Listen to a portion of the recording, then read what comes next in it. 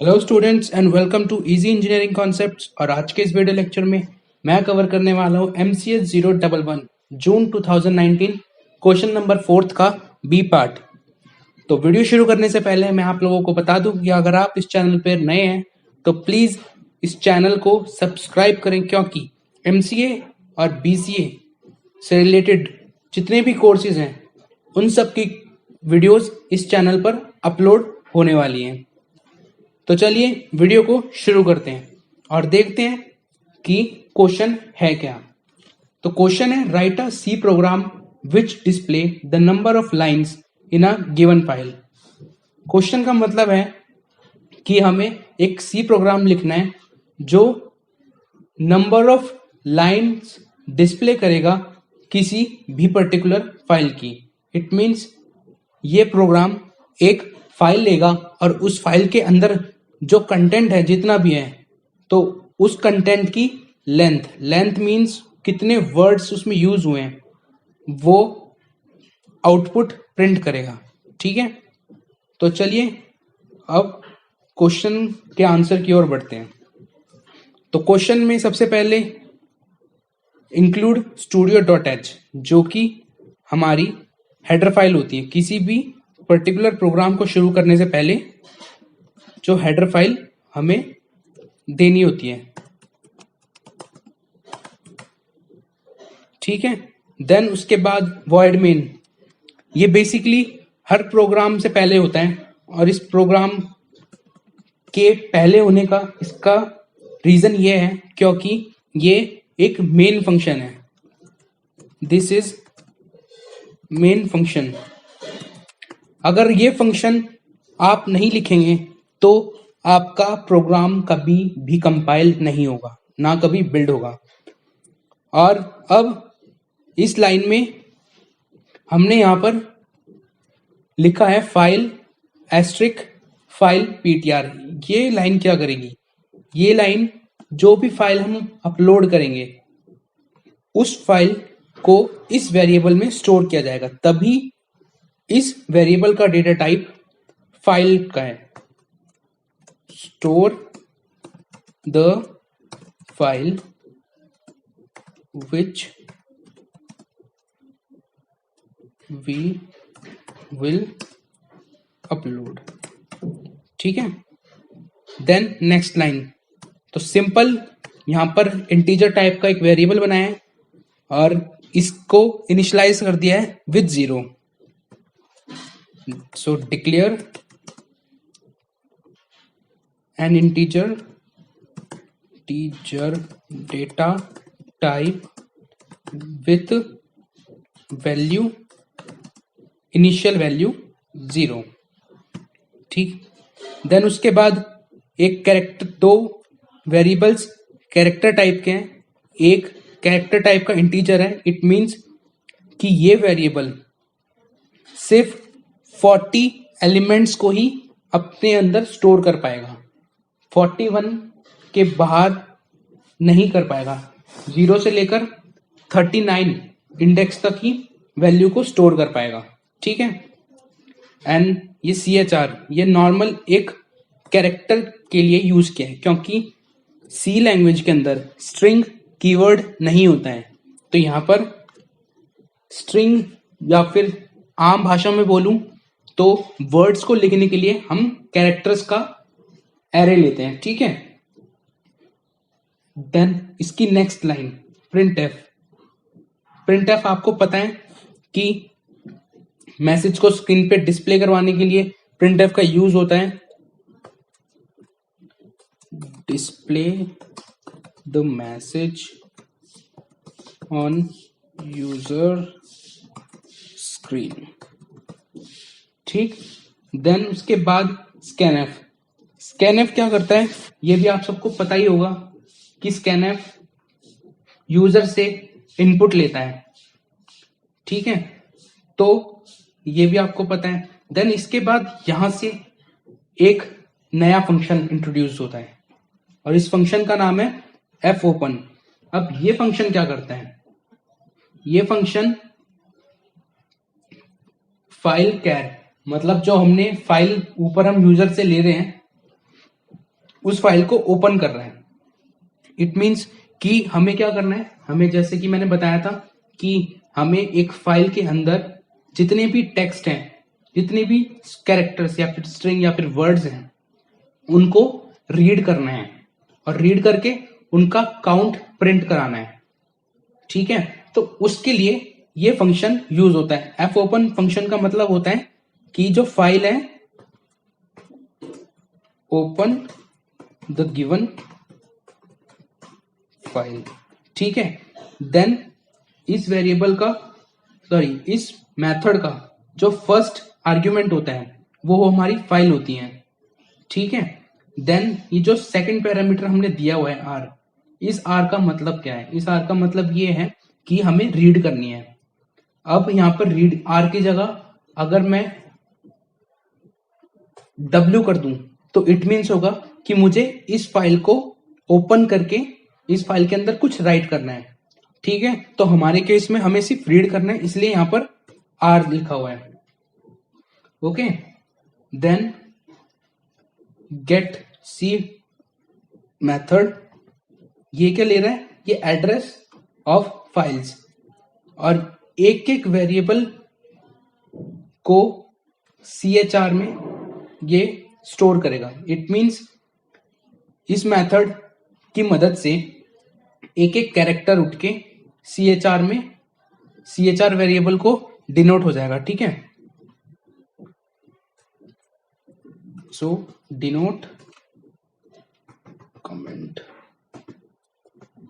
Denote each word to CHR variable.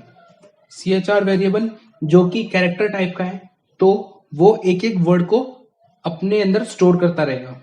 ठीक है, then उसके बाद हमने यहां पर व्हाइल लूप इंप्लीमेंट किया है और लिखा है कि जब तक CHR की जो वैल्यू है वो EOF ना हो। EOF मतलब end of file. EOF equals to end of file. ठीक है, तो जब तक कि फाइल का एंड ना हो, मतलब कोई भी कैरेक्टर उसको ना मिले, जब तक कैरेक्टर मिल रहा है तब तक तो लूप चलेगा, और जैसे ही कैरेक्टर नहीं मिलेंगे वैसे ही ये लूप भी बंद हो जाएगा। ठीक है, तो हम यहाँ पे चेक कर रहे हैं कि CHR की जो वैल्यू आई है वो खाली तो नहीं है, इट मीन्स एम्प्टी तो नहीं है। ठीक है, देन उसके बाद हम इफ से चेक कर रहे हैं कि अगर CHR की वैल्यू \n है, \n का मतलब न्यू लाइन। अगर CHR की वैल्यू \n है, \n का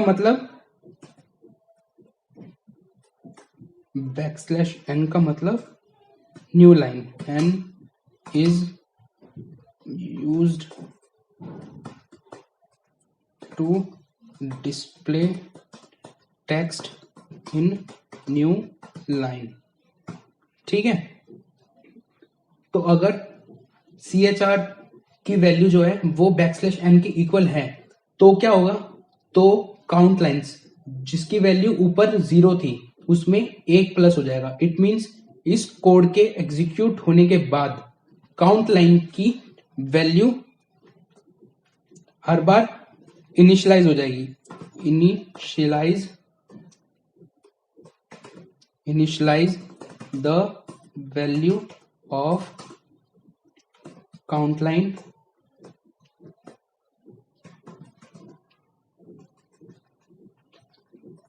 initialise the value y1।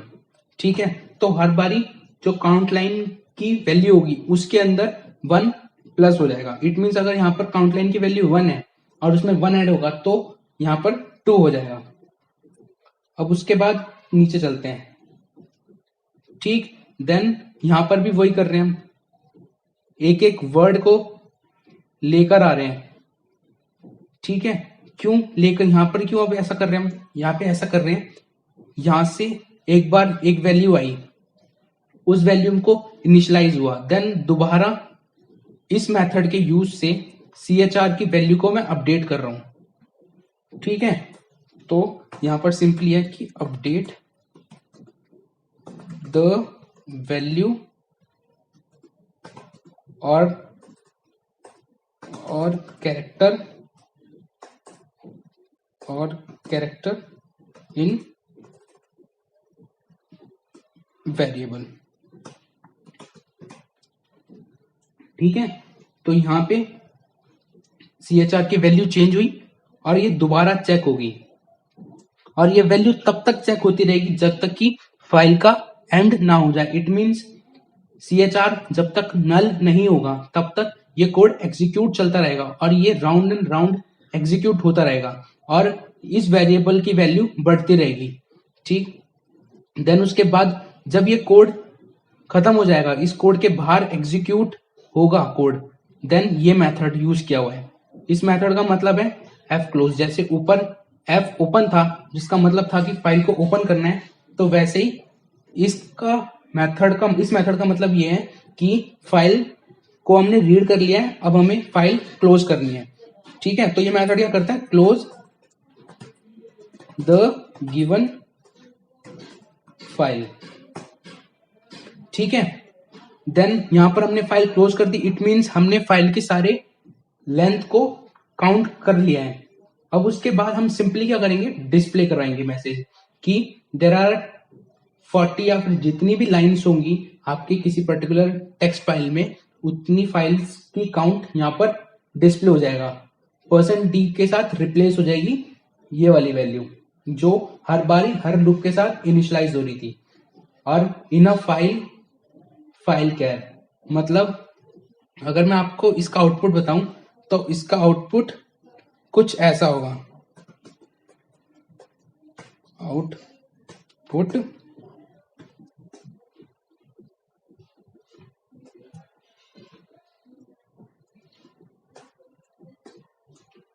there are 40 lines in और %s के साथ फाइल कैर रिप्लेस हो जाएगा इन text.c फाइल। ठीक है, तो ये था आपका आउटपुट इस पूरे कोड का। ठीक है, और ये कोड बहुत ही डिफिकल्ट नहीं है, सिर्फ आपको कुछ नई चीजों का ध्यान रखना है।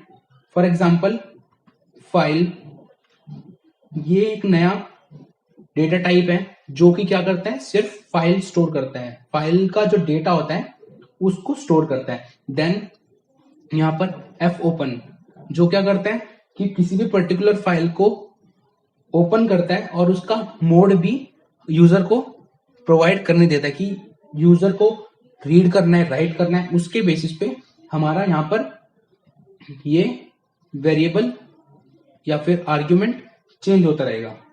देन उसके बाद कुछ नया नहीं है, मैं दोबारा से कहता हूं, तीसरा मेथड f क्लोज जो कि क्या करता है कि जो भी फाइल आपने ओपन की है उस फाइल को क्लोज करेगा, उसके बाद सिंपली आउटपुट दे देगा।